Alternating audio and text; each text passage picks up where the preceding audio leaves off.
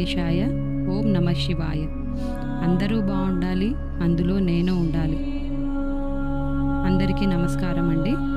ఈరోజు మనం ఎంతో శక్తివంతమైన శ్రీ వెంకటేశ్వర గాయత్రి మంత్రాన్ని స్మరిద్దాం, తరిద్దాం. ఈ వెంకటేశ్వర గాయత్రి మంత్రాన్ని 11 సార్లు లేదా 108 సార్లు లేదా 1008 సార్లు పవిత్రమైన మీ ఇంట్లో పూజ గదిలోనైనా లేదా దేవాలయంలోనైనా జపించవచ్చు. శ్రీ వెంకటేశ్వర గాయత్రి మంత్రాన్ని ముఖ్యంగా ఏకాదశి రోజు భక్తి శ్రద్ధలతో చేస్తే ఆ వెంకటేశ్వరుని కృపా కటాక్షం మన మీద ఎప్పటికీ ఉంటాయి. అంతేకాకుండా గురువారం ఇంకా శనివారం ఈ మంత్రాన్ని జపిస్తూ శ్రీ వెంకటేశ్వర స్వామిని కొలిస్తే శ్రీనివాసుని కృపా కటాక్షం వల్ల అంతా శుభప్రదంగా ఉంటుంది.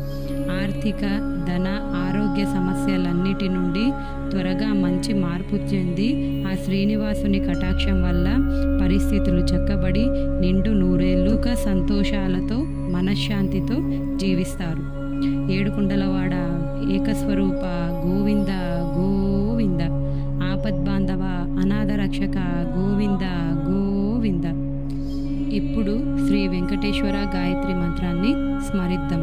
108 సార్లు మనం స్మరిద్దాం. ఓం నిరంజనాయ విద్మహే నిరాపాసాయ ధీమహి తన్నో శ్రీనివాస ప్రచోదయాత్. ఓం నిరంజనాయ విద్మహే నిరాపాసాయ ధీమహి తన్నో శ్రీనివాస ప్రచోదయాత్. ఓం నిరంజనాయ విద్మహే నిరాపాసాయ ధీమహి తన్నో శ్రీనివాస ప్రచోదయాత్. ఓం నిరంజనాయ విద్మహే నిరాపాసాయ ధీమహి తన్నో శ్రీనివాస ప్రచోదయాత్. ఓం నిరంజనాయ విద్మహే నిరాపాసాయ ధీమహి తన్నో శ్రీనివాస ప్రచోదయాత్. ఓం నిరంజనాయ విద్మహే నిరాపాసాయ ధీమహి తన్నో శ్రీనివాస ప్రచోదయాత్. ఓం నిరంజనాయ విద్మహే నిరాపాసాయ ధీమహి తన్నో శ్రీనివాస ప్రచోదయాత్. ఓం నిరంజనాయ విద్మహే నిరాపాసాయ ధీమహి తన్నో శ్రీనివాస ప్రచోదయాత్. ఓం నిరంజనాయ విద్మహే నిరాపాసాయ ధీమహి తన్నో శ్రీనివాస ప్రచోదయాత్. ఓం నిరంజనాయ విద్మహే నిరాపాసాయ ధీమహి తన్నో శ్రీనివాస ప్రచోదయాత్. ఓం నిరంజనాయ విద్మహే నిరాపాసాయ ధీమహి తన్నో శ్రీనివాస ప్రచోదయాత్. ఓం నిరంజనాయ విద్మహే నిరాపాసాయ ధీమహి తన్నో శ్రీనివాస ప్రచోదయాత్. ఓం నిరంజనాయ విద్మహే నిరాపాసాయ ధీమహి తన్నో శ్రీనివాస ప్రచోదయాత్.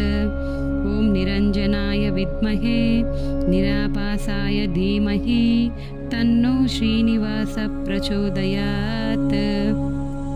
ఓం నిరంజనాయ విద్మహే నిరాపాసాయ ధీమహి తన్నో శ్రీనివాస ప్రచోదయాత్. ఓం నిరంజనాయ విద్మహే నిరాపాసాయ ధీమహి తన్నో శ్రీనివాస ప్రచోదయాత్.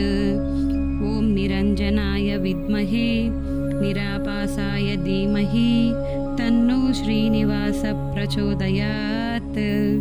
ఓం నిరంజనాయ విద్మహే నిరాపాసాయ ధీమహి తన్నో శ్రీనివాస ప్రచోదయాత్. ఓం నిరంజనాయ విద్మహే నిరాపాసాయ ధీమహి తన్నో శ్రీనివాస ప్రచోదయాత్. ఓం నిరంజనాయ విద్మహే నిరాపాసాయ ధీమహి తన్నో శ్రీనివాస ప్రచోదయాత్. ఓం నిరంజనాయ విద్మహే నిరాపాసాయ ధీమహి తన్నో శ్రీనివాస ప్రచోదయాత్. ఓం నిరంజనాయ విద్మహే నిరాపాసాయ ధీమహి तन्नो श्रीनिवास प्रचोदयात्। ॐ निरञ्जनाय विद्महे निरापासाय धीमहि तन्नो श्रीनिवास प्रचोदयात्। ॐ निरञ्जनाय विद्महे निरापासाय धीमहि तन्नो श्रीनिवास प्रचोदयात्। ॐ निरञ्जनाय विद्महे निरापासाय धीमहि तन्नो श्रीनिवास प्रचोदयात्। ॐ निरञ्जनाय विद्महे निरापासाय धीमहि तन्नो श्रीनिवास प्रचोदयात्। ॐ निरञ्जनाय विद्महे निरापासाय धीमहि तन्नो श्रीनिवास प्रचोदयात्। ॐ निरञ्जनाय विद्महे निरापासाय धीमहि तन्नो श्रीनिवास प्रचोदयात्। ॐ निरञ्जनाय विद्महे निरापासाय धीमहि तन्नो श्रीनिवास प्रचोदयात्। ॐ निरञ्जनाय विद्महे निरापासाय धीमहि तन्नो श्रीनिवास प्रचोदयात्। ॐ निरञ्जनाय विद्महे निरापासाय धीमहि तन्नो श्रीनिवास प्रचोदयात्। ॐ निरञ्जनाय विद्महे निरापासाय धीमहि तन्नो श्रीनिवास प्रचोदयात्। ॐ निरञ्जनाय विद्महे निरापासाय धीमहि तन्नो श्रीनिवास प्रचोदयात्। ॐ निरञ्जनाय विद्महे निरापासाय धीमहि तन्नो श्रीनिवास प्रचोदयात्। ॐ निरञ्जनाय विद्महे निरापासाय धीमहि तन्नो श्रीनिवास प्रचोदयात्। ॐ निरञ्जनाय विद्महे निरापासाय धीमहि तन्नो श्रीनिवास प्रचोदयात्। ॐ निरञ्जनाय विद्महे निरापासाय धीमहि तन्नो श्रीनिवास प्रचोदयात्। ॐ निरञ्जनाय विद्महे निरापासाय धीमहि तन्नो श्रीनिवास प्रचोदयात्। ॐ निरञ्जनाय विद्महे निरापासाय धीमहि तन्नो श्रीनिवास प्रचोदयात्। ॐ निरञ्जनाय विद्महे निरापासाय धीमहि तन्नो श्रीनिवास प्रचोदयात्। ॐ निरञ्जनाय विद्महे निरापासाय धीमहि तन्नो श्रीनिवास प्रचोदयात्। ॐ निरञ्जनाय विद्महे निरापासाय धीमहि तन्नो श्रीनिवास प्रचोदयात्। ॐ निरञ्जनाय विद्महे निरापासाय धीमहि तन्नो श्रीनिवास प्रचोदयात्।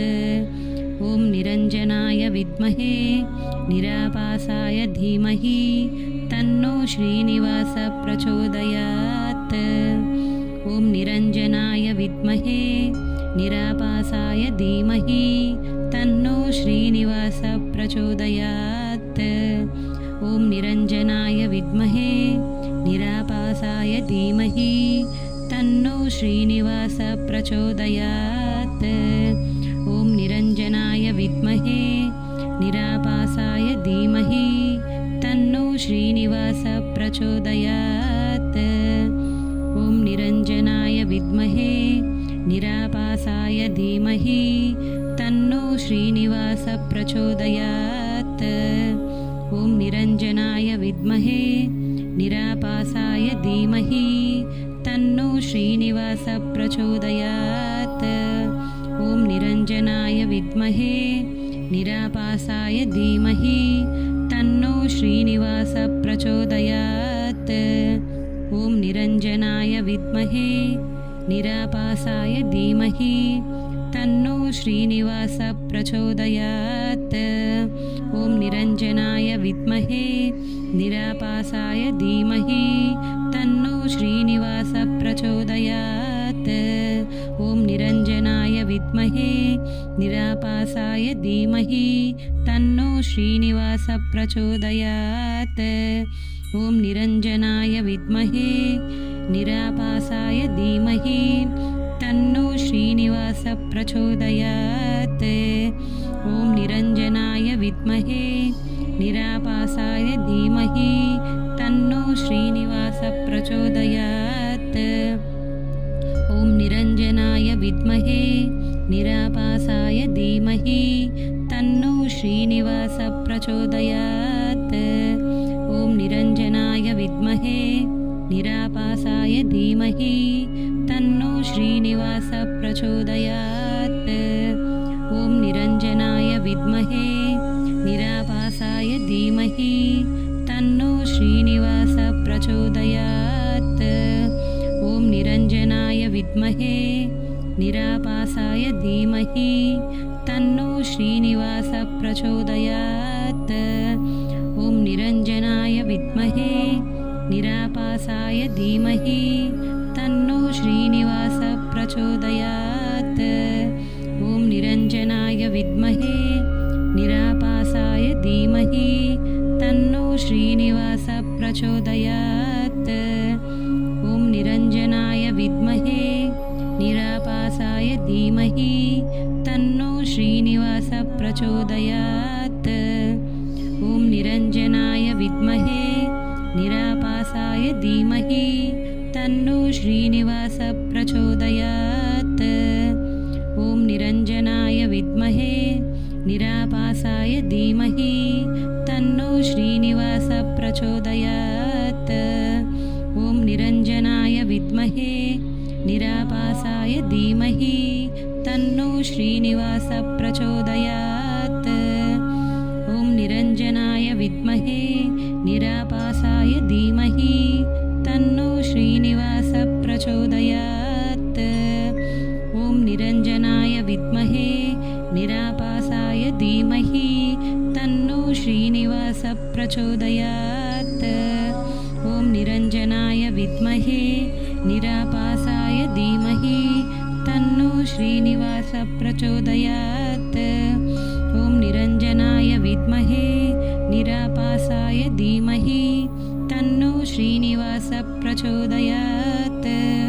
ॐ निरञ्जनाय विद्महे निरापासाय धीमहि तन्नो श्रीनिवास प्रचोदयात्। ॐ निरञ्जनाय विद्महे निरापासाय धीमहि तन्नो श्रीनिवास प्रचोदयात्। ॐ निरञ्जनाय विद्महे निरापासाय धीमहि तन्नो श्रीनिवास प्रचोदयात्। ॐ निरञ्जनाय विद्महे निरापासाय धीमहि तन्नो श्रीनिवास प्रचोदयात्। ॐ निरञ्जनाय विद्महे निरापासाय धीमहि तन्नो श्रीनिवास प्रचोदयात्। ॐ निरञ्जनाय विद्महे निरापासाय धीमहि तन्नो श्रीनिवास प्रचोदयात्। ॐ निरञ्जनाय विद्महे निरापासाय धीमहि तन्नो श्रीनिवास प्रचोदयात्। ॐ निरञ्जनाय विद्महे निरापासाय धीमहि तन्नो श्रीनिवास प्रचोदयात्। ॐ निरञ्जनाय विद्महे निरापासाय धीमहि तन्नो श्रीनिवास प्रचोदयात्। ॐ निरञ्जनाय विद्महे निरापासाय धीमहि तन्नो श्रीनिवास प्रचोदयात्। ॐ निरञ्जनाय विद्महे निरापासाय धीमहि तन्नो श्रीनिवास प्रचोदयात्। ॐ निरञ्जनाय विद्महे निरापासाय धीमहि तन्नो श्रीनिवास प्रचोदयात्। ॐ निरञ्जनाय विद्महे निरापासाय धीमहि तन्नो श्रीनिवास प्रचोदयात्। ॐ निरञ्जनाय विद्महे निरापासाय धीमहि तन्नो श्रीनिवास प्रचोदयात्। ॐ निरञ्जनाय विद्महे निरापासाय धीमहि तन्नो श्रीनिवास प्रचोदयात्। ॐ निरञ्जनाय विद्महे निरापासाय धीमहि तन्नो श्रीनिवासः प्रचोदयात्। ॐ निरञ्जनाय विद्महे निरापासाय धीमहि तन्नो श्रीनिवासः प्रचोदयात्। ॐ निरञ्जनाय विद्महे निरापासाय धीमहि तन्नो श्रीनिवासः प्रचोदयात्।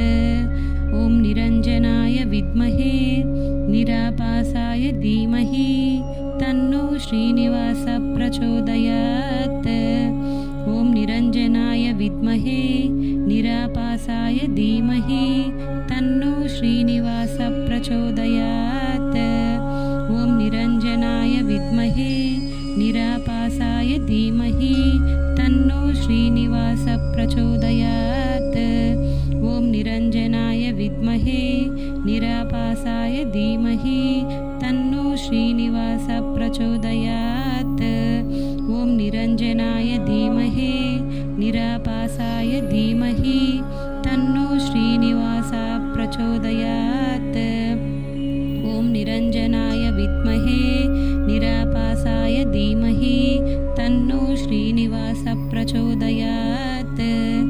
ॐ निरञ्जनाय विद्महे निरापासाय धीमहि तन्नो श्रीनिवासः प्रचोदयात्।